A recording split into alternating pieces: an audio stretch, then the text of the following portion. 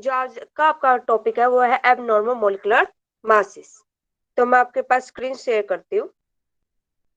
Abnormal molecular masses में क्या है, जैसे आपको सोल्यूट आपको दिया गया है, उसका मॉलिक्यूलर मास आपको पता है, बट जब आप उसको एक्सपेरिमेंटली डिटरमाइन करते हो तो उसका जो एक्सपेरिमेंटल वैल्यू आती है वो आपके पास कम या ज्यादा आ जाती है आपके एक्सपेक्टेड मॉलिक्यूलर मास से। जैसे आपके पास हो NaOH, इसका मॉलिक्यूलर वेट आपके पास कितना होगा? 23 आपका इसके पास होता है सोडियम का, ऑक्सीजन का 16, हाइड्रोजन का 1, तो ये आपके पास 40 हो गया। बट जब आपने इसको एक्सपेरिमेंटली डिटरमाइन किया तो आपके पास इसका आ जाता है 41 या 39। तो आपके एक्सपेक्टेड से कम या ज्यादा हो जाता है, उसको हम क्या कहते हैं? Abnormal molecular masses. ठीक है। फिर हमारे पास कोलिगेटिव प्रॉपर्टीज 4 थी। तो आपके पास पहले थी relative logarithm of vapour pressure. उसमें क्या इक्वेशन आई थी हमारे पास? P naught minus P S by P naught equal to x2। Moles में लिखेंगे तो कैसे लिख देंगे इसको? n2 बाई में n1। तो ये हो जाएगा हमारे पास W2 बाई में M2, ये हो जाएगा W1 और M1। ठीक है। फिर सेकंड हमारे पास थी elevation in boiling point, delta T B किसके इक्वल था? KF। मोलिलिटी किसके इक्वल होती है? W2 बाई में M2 इनटू में 1000 divide by W1, amount of solvent in gram. ऐसे हमारे पास डिप्रेशन इन फ्रीजिंग पॉइंट, ये बी आएगा KB। KF W2 M2 into 1000 by में W1। ओके। एक थी आपके पास फोर्थ प्रॉपर्टी थी ऑस्मेटिक प्रेशर, वो आपके पास किसके इक्वल आया था? पाई V इक्वल टू N2RT था। तो N2 को हमने क्या लिख दिया? W2 बाय में M2RT। अब इसमें देखो कि जो भी कोलिगेटिव प्रॉपर्टी है वो किस पे डिपेंड करती है? इनवर्सली प्रोपोर्शनल है मॉलिक्यूलर मास ऑफ सोल्यूट के। ठीक है। तो हमारे पास जो भी कोलिगेटिव प्रॉपर्टी होगी वो किसके इनवर्सली प्रोपोर्शनल है? सब में molecular mass of solute. Colligative property inversely proportional to molecular mass of solute. जो कोलिगेटिव प्रॉपर्टी है वो किसके डायरेक्टली प्रोपोर्शनल है? नंबर ऑफ पार्टिकल्स के।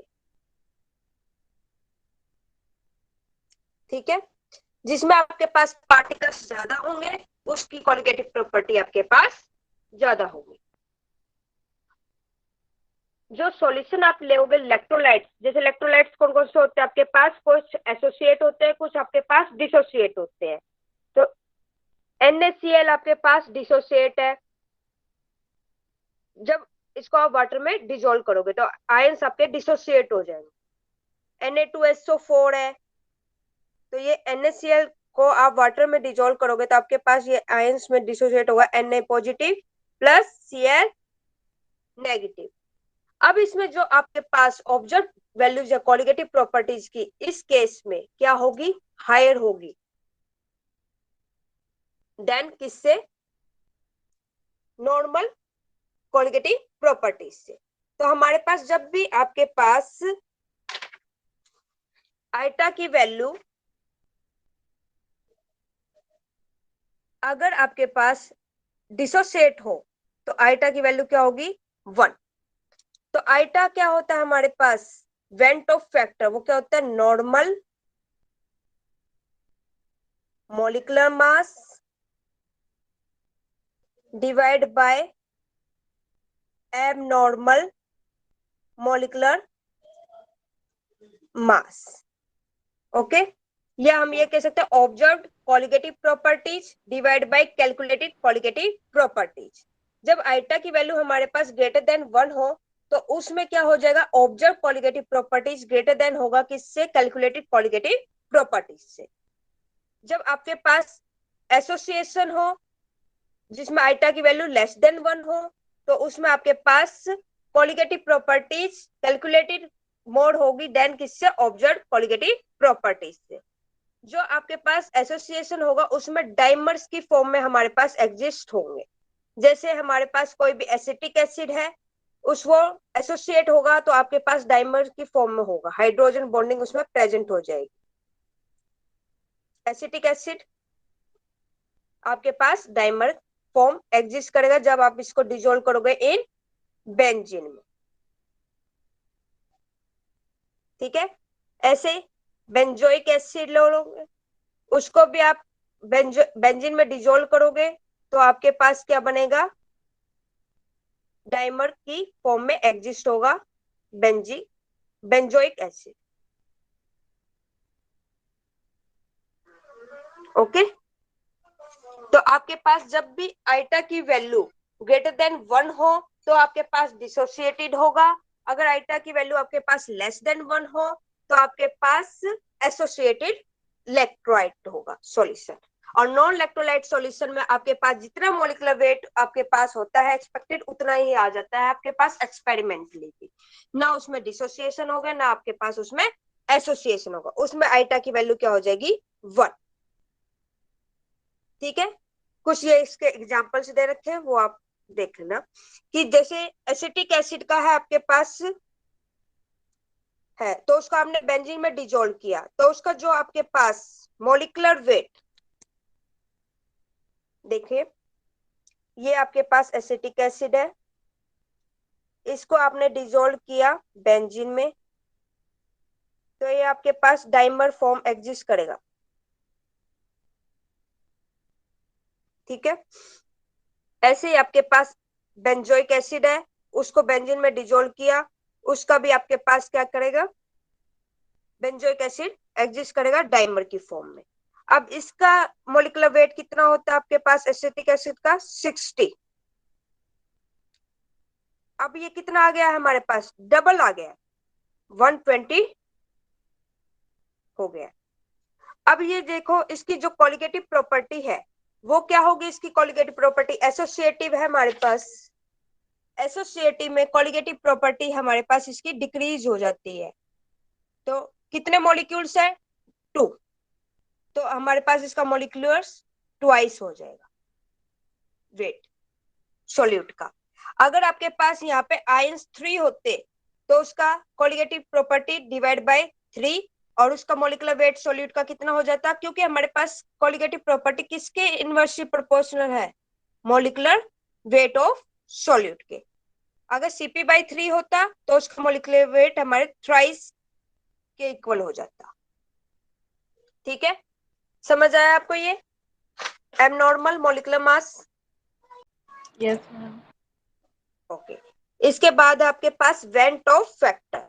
वेंट ऑफ फैक्टर में क्या, आइटा की वैल्यू मैंने आपको क्या बताई है किसके इक्वल होती है, normal molecular mass divide by observed molecular मास। जब आपके पास सॉल्यूट एसोसिएशन में हो तो उसमें आइटा की वैल्यू लेस देन 1 होती है, तो उसमें आपके पास क्या होगा, ऑब्जर्व्ड मॉलिक्यूलर मास ग्रेटर देन होगा किससे, नॉर्मल मॉलिक्यूलर मास से। और आइटा की वैल्यू ग्रेटर देन 1 हो तो आपके पास डिसोसिएशन होता है। डिसोसिएशन में क्या होगा आपके पास, observed molecular mass lesser value होगी किससे, नॉर्मल मॉलिक्यूलर मास से। अब आइटा की वैल्यू जिसमें आपके पास 1 हो जाए, ना ही डिसोसिएशन हो ना ही एसोसिएशन हो, तो उसमें वेंट ऑफ फैक्टर की वैल्यू कितनी हो जाती है, 1। तो ऑब्जर्व्ड मॉलिक्यूलर मास किसके इक्वल हो जाता है, नॉर्मल मॉलिक्यूलर मास के। तो आइटा की वैल्यू है हमारे पास, तो वो किसके प्रोपोर्शनल होती है, inversely proportional colligative property molecular mass of solute. तो आइटा की वैल्यू हमारे पास observed value of colligative property divide by normal या calculated value of colligative property. ठीक है, तो हमारे पास आइटा की वैल्यू कोलिगेटिव प्रॉपर्टी किसके डायरेक्टली प्रोपोर्शनल है? नंबर ऑफ पार्टिकल्स के। N2 के ही डायरेक्टली प्रोपोर्शनल है ना, तो आइटा की वैल्यू हमारे पास क्या हो जाएंगी? Number of particles after dissociation और association divide by number of particles before dissociation और एसोसिएशन। जिसमें आपके पास ना एसोसिएशन हो ना डिसोसिएशन हो, तो उसमें आइटा की वैल्यू क्या हो जाएगी हमारे पास? 1। ओके, समझ आया आपको यहाँ तक went Hoff factor? Yes, ma'am. आपका टॉपिक है फिर डिग्री ऑफ डिसोसिएशन। सबसे पहले आपके पास डिग्री ऑफ डिसोसिएशन का फॉर्मूला क्या होता है? Degree of dissociation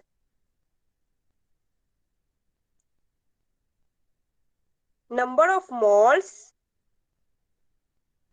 of the substance dissociated divide by total number of moles of the substance. शुरू में हमने कितने लिए? Total number of moles of substance. बाद में डिसोसिएट होने के बाद कितने आपके पास नंबर ऑफ मोल्स सब्सटेंस के होते? जैसे हमने सबसे पहले एग्जांपल लिया, dissociation of electrolyte A of the type AB। अब AB को हमने इलेक्ट्रोलाइट को डिसोसिएट करना है, तो वो किस में डिसोसिएट होगा? A पॉजिटिव B नेगेटिव में। अब इसके इनिशियल नंबर ऑफ मोल्स क्या होंगे? नंबर ऑफ मोल्स इसका है 1, ये है 0 0। आफ्टर टाइम T के बाद इसमें है अल्फा 1 माइनस अल्फा। अल्फा क्या है यहाँ पे? Degree of dissociation. ये हो गया अल्फा, ये हो गया अल्फा। ठीक है, टोटल नंबर ऑफ मोल्स कितने हो गए हमारे पास after dissociation? 1 minus alpha plus alpha plus alpha. तो अल्फा से अल्फा कैंसिल आउट हो गया। आइटा की वैल्यू किसके इक्वल आ गई हमारे पास? 1 प्लस अल्फा। ठीक है, total number of moles after dissociation हो गया 1 प्लस अल्फा। अब हमें आइटा की वैल्यू पता है। वेंट ऑफ फैक्टर क्या होता है आपके पास? Observed number of molecules. Observe कितने हुए आपके पास? 1 प्लस अल्फा। और टोटल कितने थे नॉर्मल मॉलिक्यूल्स शुरू में आपके पास? वो थे 1। तो आइटा की वैल्यू किसके इक्वल आ गई? 1 प्लस अल्फा। यहां से अल्फा की वैल्यू निकालोगे तो क्या हो जाएगा? Eta minus 1। तो आइटा क्या है? Normal molecular mass divide by observed molecular mass. Eta को वहां से आप कैलकुलेट कर सकते हो, और फिर इसमें आइटा की वैल्यू पुट करके आप किसकी वैल्यू कैलकुलेट कर सकते हो? Degree of dissociation. अल्फा है यहाँ पे डिग्री ऑफ डिसोसिएशन। समझ आया आपको ये वाला? Yes, ma'am. ओके, इसके बाद है dissociation of electrolyte of the type AB2। AB2 को आप डिसोसिएट करोगे तो क्या होगा? A positive plus 2B negative. Initial number of moles क्या होंगे हमारे पास?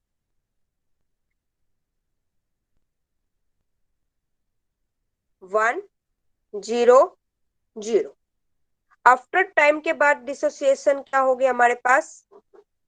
1 माइनस अल्फा अल्फा 2 अल्फा। ठीक है, total number of moles after dissociation क्या हो जाएगा? Total number of moles after dissociation 1 minus alpha plus alpha plus 2 alpha.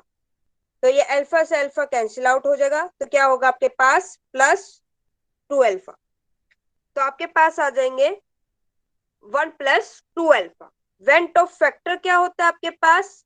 Observe number of moles of solute और divide by normal moles number of moles of solute. तो iota की value आपके पास observe कितनी आई बताइए? कितनी? 1 plus 2 alpha divide by 1 normal number of molecules of solute. तो ये किसके इक्वल आ गया? 1 प्लस 2 अल्फा। अल्फा की वैल्यू यहां से क्या आ जाएगी आपके पास, आइटा -1 डिवाइड बाय में 2। अगर आपके पास 1 मोल ऑफ इलेक्ट्रोलाइट डिसोसिएट हो रहे हैं to give m number of ions, ये तो आपके पास ऐसे हो गए फॉर्मूला।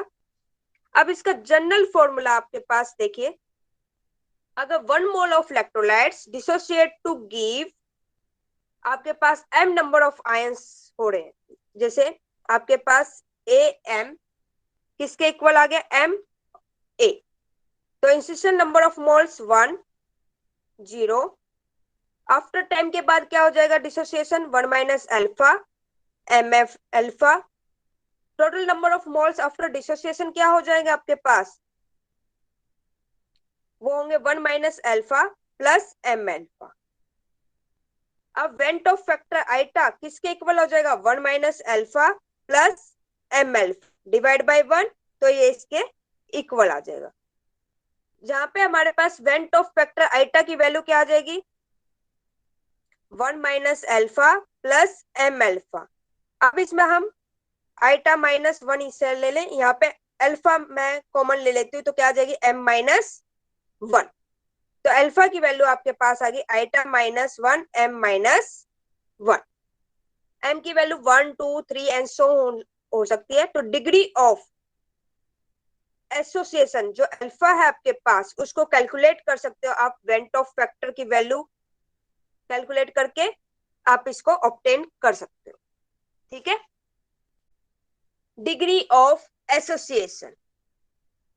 अब डिग्री ऑफ एसोसिएशन में भी सेम फॉर्मूला है, बट क्या हो जाएगा आपके पास, डिसोसिएट की जगह एसोसिएशन हो जाएगा। तो क्या हो रहा है, number of moles of the substance associated divide by total number of moles of substance taken. जैसे हमने एग्जांपल लिया Ma, जैसे हमने लिया था उसमें एसिटिक एसिड, ठीक है, उसको हमने बेंजीन में डिसोल्व किया तो आपके पास वो डाइमर की फॉर्म में एग्जिस्ट हो जाता है Am। तो पहले इंसिशियल नंबर ऑफ मोल्स कितने हैं, 1, इसका है 0। फिर है हमारे पास आफ्टर टाइम एसोसिएशन क्या होता है, 1 माइनस अल्फा। अल्फा क्या है, डिग्री ऑफ एसोसिएशन। ठीक है, जब अल्फा हम डिसोसिएशन में ले लेते हैं तो वहां पे लिख के देते हैं डिग्री ऑफ डिसोसिएशन, और यहाँ पे हम कह देंगे यहाँ पे इसको एसोसिएशन। ये हो जाएगा alpha by m। Total number of moles after association क्या होगा आपके पास, number of moles after association क्या हो जाएगा, 1 minus alpha plus alpha by m। Iota की वैल्यू क्या होती है, observe number of solute particles divide by number of solute particles assuming number association. तो आइटा की वैल्यू क्या होगी, 1 minus alpha plus alpha by m divide by 1। तो क्या हो जाएगा हमारे पास, अल्फा यहाँ पे कॉमन ले लेंगे तो 1 माइनस 1 बाय m। ठीक है, तो यहां से हम अल्फा की वैल्यू फाइंड आउट करेंगे।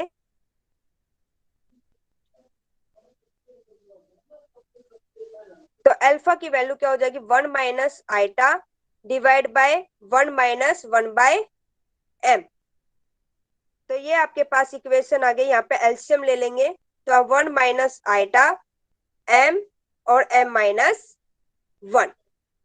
जब हम आइटा की वैल्यू कैलकुलेट कर लेंगे observe molecular mass divide by normal molecular मास से, तो हम यहाँ पे अल्फा डिग्री ऑफ एसोसिएशन को कैलकुलेट कर सकते हैं।